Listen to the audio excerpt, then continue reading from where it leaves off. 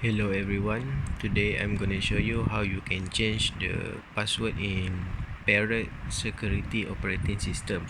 So what happened is when I try to change the system time, like you can see here, when I set on set and time setting,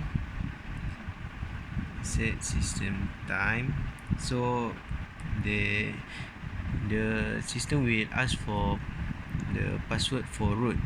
So every time I put my password, the prompt will say that it was a wrong password. So what you can do is open your terminal and type in sudo password root and then click enter. So the system will ask for your password. This is you key in your non-password that you created earlier. So and after you key in your password, click enter. So it will ask for a new password. You can use the same password just for the root password.